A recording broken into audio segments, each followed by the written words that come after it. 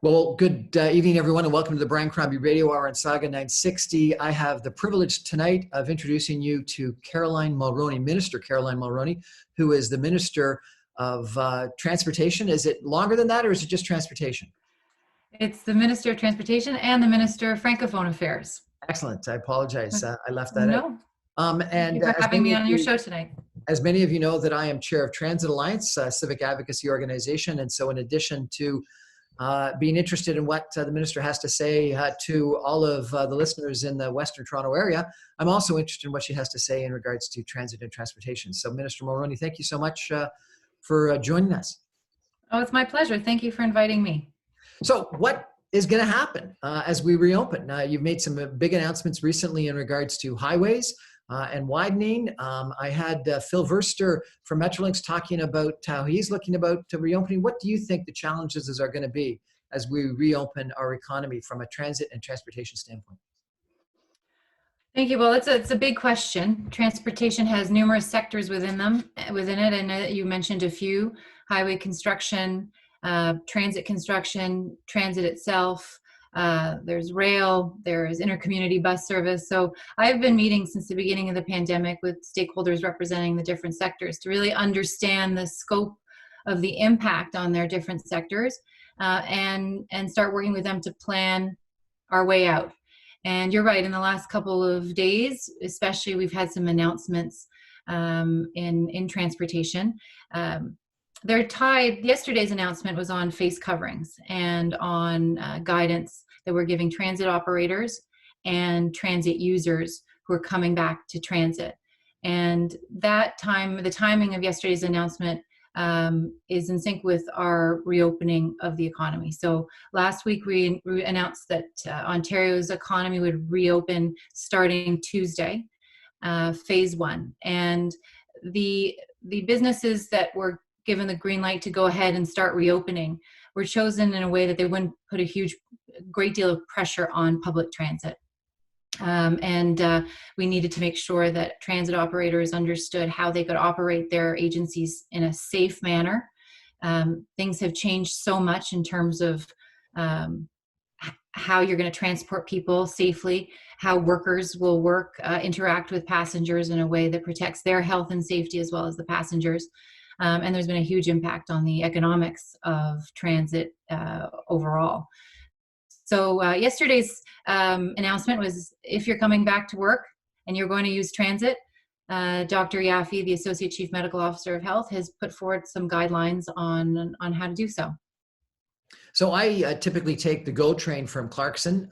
During rush hour, I am not 6 feet away from people. I'm nose to nose to people. What do you think is going to happen? Are people going to be able to use GO trains? It's going to be a very different environment. Well, I have to say that, and you said you had Phil Verster on earlier, I'm very proud of the work that Metrolinx has done. Metrolinx has been a leader since the beginning of the pandemic. We met even before the state of emergency was announced, and Metrolinx had already implemented some changes like they were reducing service in anticipation, but we're going to run more buses and run more trains to allow for physical distancing. But as you noted, it's not always possible, and that's why the direction that we receive from Dr. Yaffe is important. Dr. Yaffe strongly recommends that people who use transit wear face coverings and wash their hands, use hand sanitizer before getting on the vehicle and once they get off the vehicle. So there are all these new precautions that we all have to take now. It's part of our new normal. There are other measures that transit agencies can implement to try to help with that physical distancing, but it'll be much harder on a subway than it would be on a bus, for instance, and rush hour will be more difficult. So we have this time, as we're still in phase one, the early part of phase one of the reopening, to have conversations with our stakeholders in the transit agencies in the transit world to understand how they're going to implement these. And MTO is actually going to develop some guidelines in cooperation and collaboration with our stakeholders so that they're things that they can implement. The statistics in China are a little bit concerning. They say that transit ridership, as they've reopened, is down 40%, but car buying is up hugely, and people are going back to private cars. Do you worry about that happening here? I do worry about it in the conversations that we've had since the beginning with stakeholders and also business owners and just people around the province. People are fearful about coming back to transit. They don't know what it will look like. They don't know how they can protect themselves, which is why we put out the guidance yesterday. But work is underway to increase confidence in public transit. We believe, our government believes strongly in public transit. We have a very ambitious capital program to build more subways in the city of Toronto, for instance, in the GTA and up to York Region. So we believe in it. But until there's a vaccine, I'm sure that people will behave differently, and that's why it's important that people take the necessary precautions for themselves and for their fellow riders and transit workers. I was at a presentation that you made in Brampton that was pretty fantastic in regards to how much money you were going to be spending on transit and transportation going forward. This was before COVID-19 was even really thought of. Are your government's commitments to spending those monies on the Ontario line and in the expansion of the LRTs on Eglinton, the rail systems, the highway systems, going to continue, or are you going to change those plans? Well, during the pandemic, construction continued on our provincial transit projects. So we continued moving ahead with those. With respect to the 4 priority transit projects, just before the pandemic, we announced the RFQ for Scarborough and Eglinton. And we are moving ahead. I meet regularly with Metrolinx and Infrastructure Ontario to discuss our plans, the steps that we need to take to move forward on those projects. And so it is full steam ahead. I personally believe that building and getting these subways built will be a key element to the economic recovery of this region. So we're committed to moving them forward. With respect to any impact they'll have on timelines, it's still too early for me to provide any information on that. We're still assessing it. But on our end, we've continued to move forward. And we believe that it's essential for Ontario to get these subways built.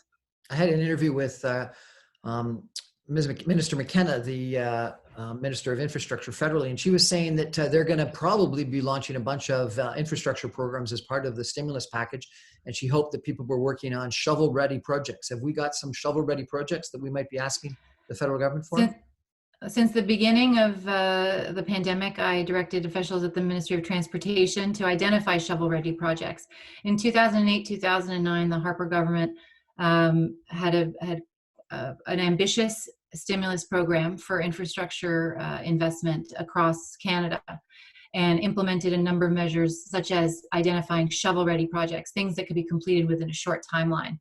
And I know that Minister McKenna spoke to John Beard, who was Minister of Infrastructure, to understand what he did in that kind of a situation to get the money flowing as quickly as possible.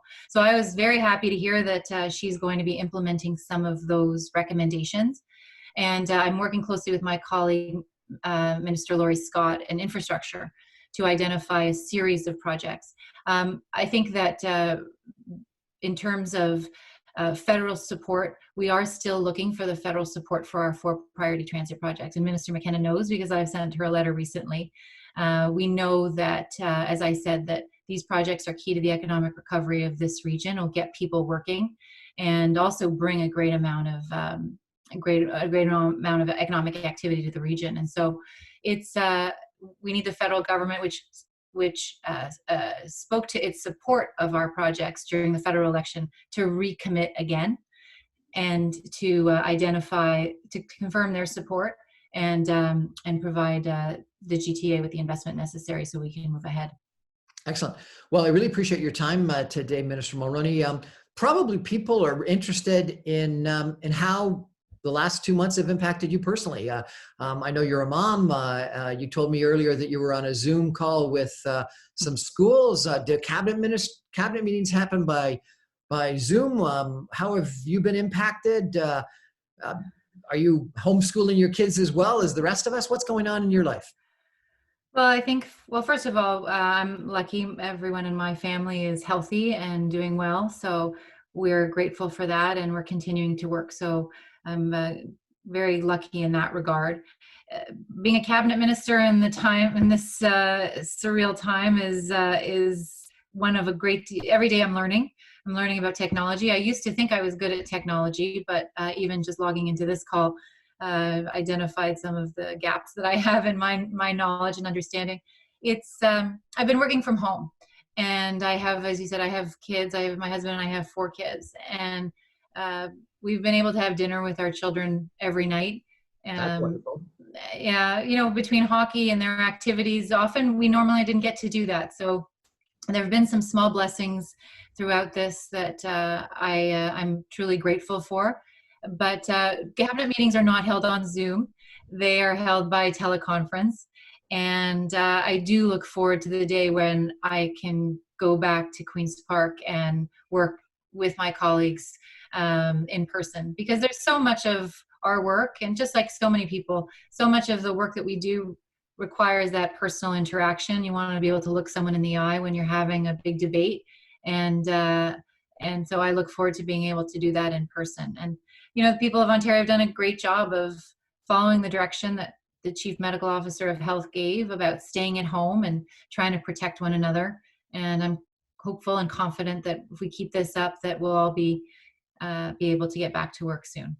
Well, Minister Mulroney, thank you so much for joining us, and I look forward to seeing some of the transportation and transit infrastructure investments that your government is putting in place coming to fruition, and riding them, and enjoying getting around our city and our province in a far more economic and efficient manner. Thank you so much. My pleasure. Thank you. Thank you.